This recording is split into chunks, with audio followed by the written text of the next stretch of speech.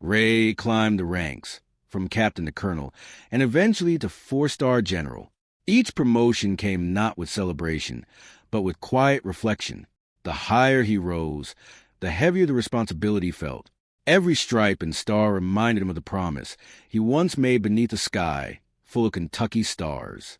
Unlike many commanders, General Raymond Ellis never saw soldiers as numbers on a report. He learned their stories, remembered their families, and listened when others were too busy to hear. When young recruits struggled, he sat beside them instead of standing above them. When missions grew dangerous, he was always the last to leave the operations room. Word spread quickly through the ranks. They called him the Shield, not because he was fearless, but because he fought hardest to protect those under his command. Soldiers believed that if General Ellis was leading, someone was watching over them. What no one knew was that every decision he made was guided by a silent question he asked himself each night. Would Eli be proud of me today?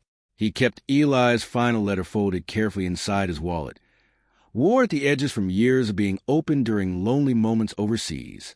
Before major missions, he would read it quietly, grounding himself in the words of the brother he could never save, and the hero who would save him instead. Years turned into decades. Wars ended, new conflicts began, and Ellis became one of the most respected leaders in the military. Medals filled display cases, commendations lined office walls, and presidents shook his hand at ceremonies across the country. Yet he never spoke publicly about the loss that shaped him. To the world, he was a symbol of strength. To himself, he was still a big brother trying to keep a promise. And that is why, on Veterans Honor Day at the Capitol, when President Trump stepped forward and extended his hand, something unexpected happened. In that single moment, surrounded by applause and flashing cameras, General Ellis saw not a stage, not a crowd, not even the president. He saw Eli. He heard laughter echo from a rooftop long ago. He felt the weight of a folded letter in his pocket. And for the first time in 30 years, the walls he built around his grief began to crack. His hand refused to move, not out of disrespect, not out of defiance, but because the memories were stronger than the moment itself. The crowd mistook silence for tension. Commentators searched for political meaning. Headlines formed before the ceremony even ended. But President Trump simply nodded, sensing something deeper than protocol. The quiet struggle of a soldier carrying an invisible wound. Seconds later, Ellis straightened his posture and raised a sharp military salute. The audience erupted in applause. They believed they had witnessed a ceremonial gesture. Only Ellis knew the truth. The salute was not for the cameras. It was for Eli, the little brother who once called him a hero, and whose sacrifice had shaped every step of the man he became. That evening, away from reporters and bright lights, General Ellis finally told a group of young soldiers a story he had kept hidden for decades. Holding the worn letter in his hands, he said softly, "Leadership isn't about never losing someone. It's about making sure their courage keeps living through you." And for the first time since that day in the desert, General Raymond Ellis felt the promise under the stars finally at peace. General Ellis had become a four-star general, one of the most respected leaders in the nation. Yet no matter how high he rose, the memory of Eli remained his true compass. His brother's laughter, his sacrifice, and the final letter he left behind guided every decision Ray made. He carried a silent vow within him. No soldier under his command would ever feel forgotten. Whenever a service member fell, Ellis didn't send representatives. He went himself. He sat beside grieving parents, remembered birthdays that would never again be celebrated, and wrote personal letters long after public attention faded. To the nation, General Raymond Ellis was a decorated war hero, but few understood the quiet grief that shaped the man behind the medals. Until the day the past finally caught up with him, in front of the entire country. The invitation.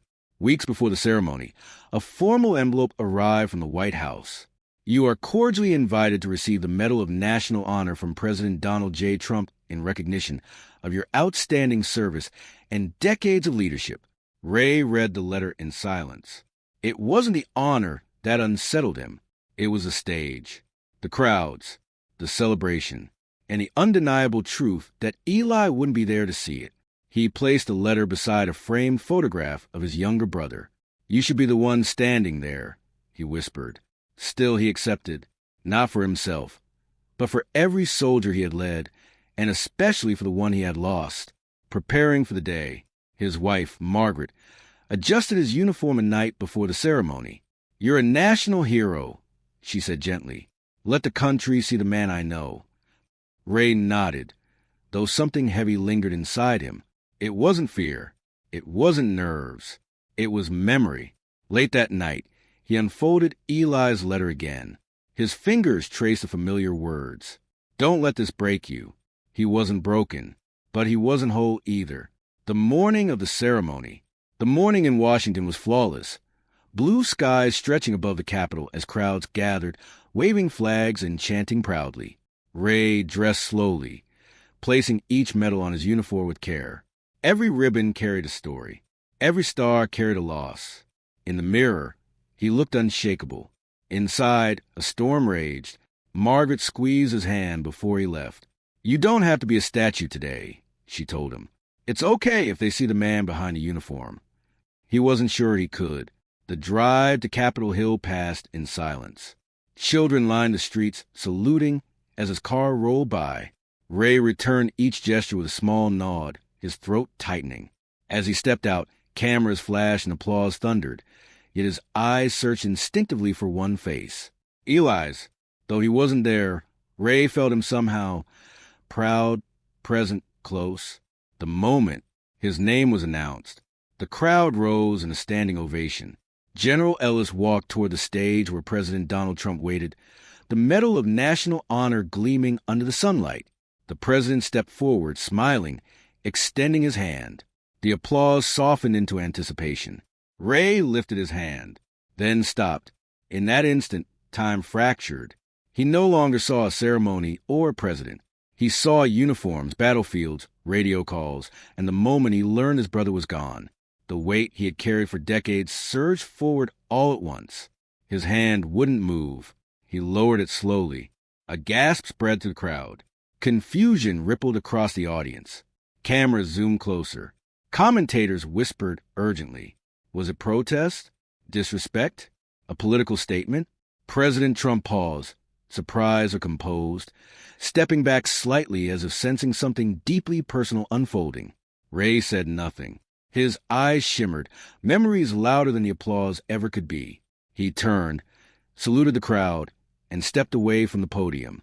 The ceremony continued, but the moment had already become history. The aftermath. By evening, headlines dominated every news outlet. General refuses president's handshake.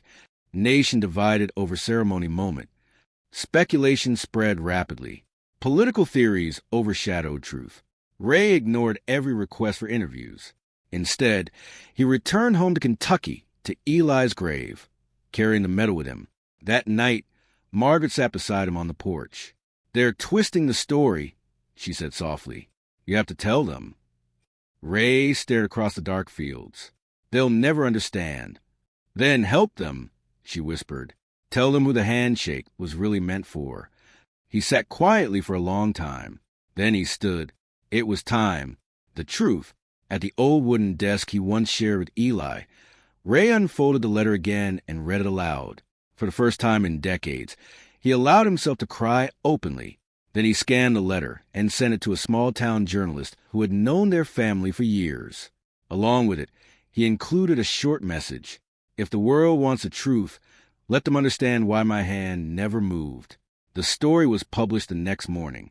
The promise behind the handshake. General Ellis breaks a silence. The article revealed everything. The brothers' bond, the battlefield loss, and the letter that had shaped a lifetime of leadership. By afternoon, it went viral.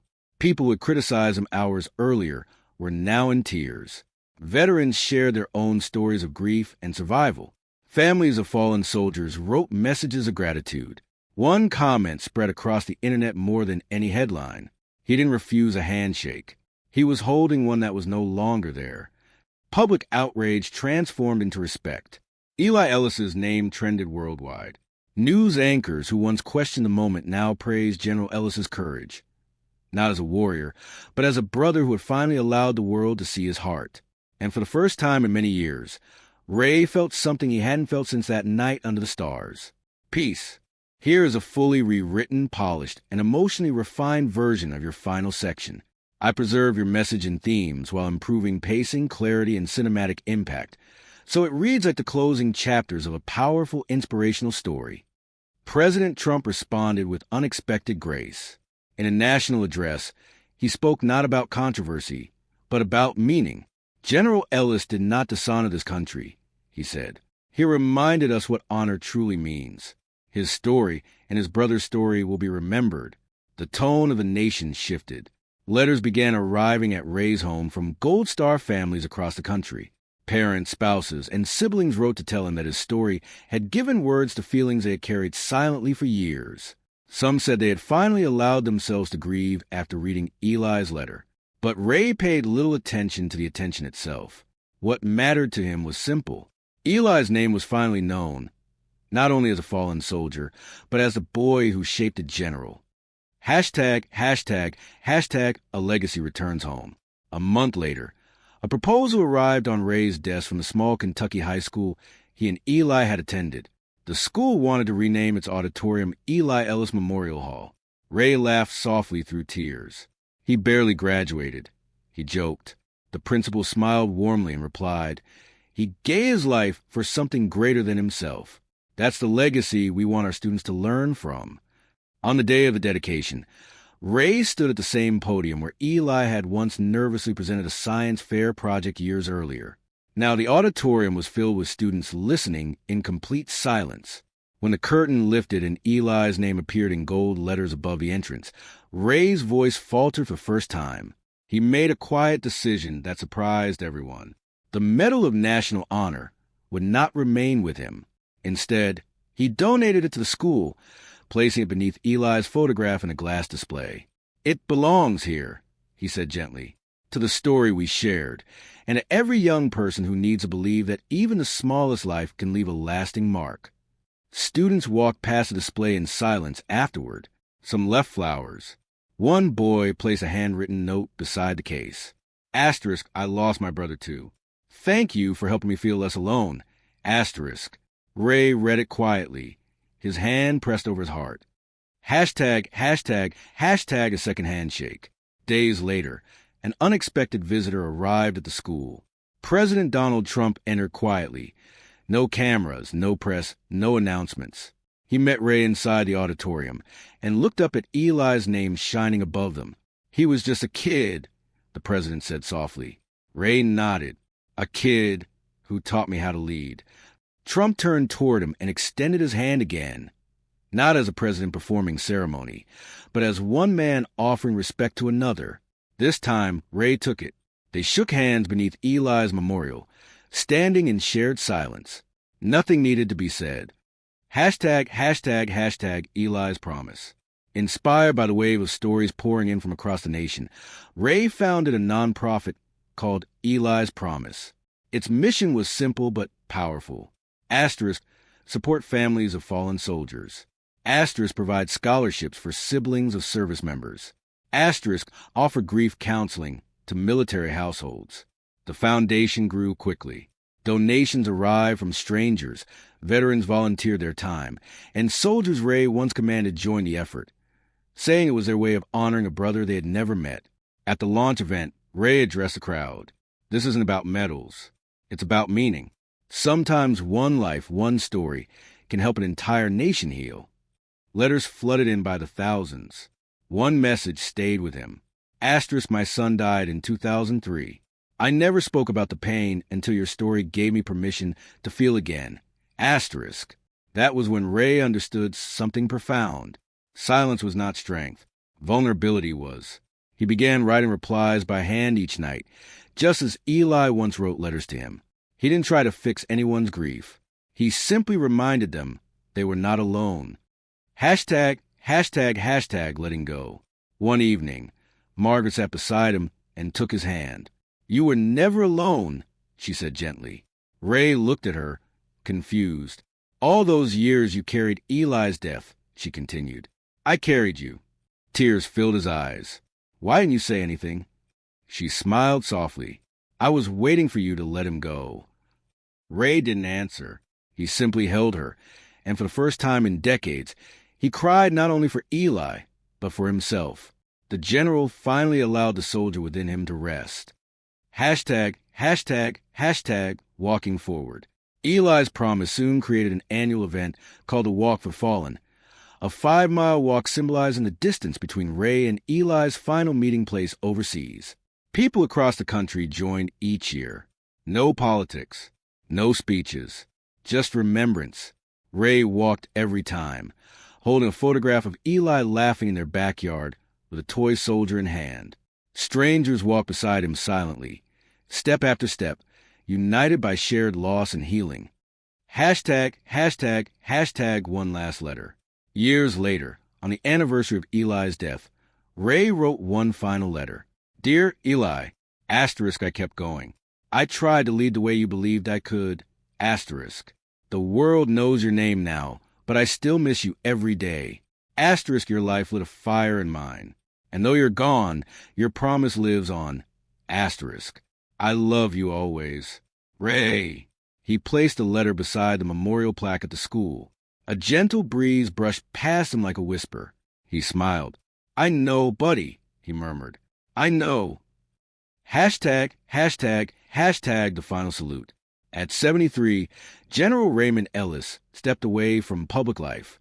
Thousands attended his retirement ceremony.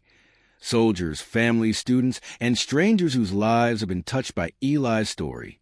A young cadet approached the stage and said, Because of Eli and General Ellis, I chose to serve, not for glory, but for a purpose. Ray offered one final salute, his hand steady, his heart finally light. Behind him, a banner unfolded across the stage. One boy, one promise, one nation changed, asterisk, asterisk. Hashtag, hashtag, hashtag epilogue. Years later, a young student visited Eli Ellis Memorial Hall during a school field trip. He stopped in front of the glass case, staring at the worn letter and shining metal. Do you know who that is? His teacher asked. The boy shook his head. No, he said quietly, but I want to. So she told him the story of a brother's love, a leader's grief, and a moment that reminded a nation that some handshakes carry more meaning than words. The boy stood silently for a moment before whispering, I want to be like Eli. And in that quiet echo, Eli lived on. Some promises never end. They simply keep walking beside those who need them most. If you'd like, I can now help you turn this into a publish-ready short story, a viral narration script, or a cinematic novel-style final edit that reads like a best-selling inspirational book.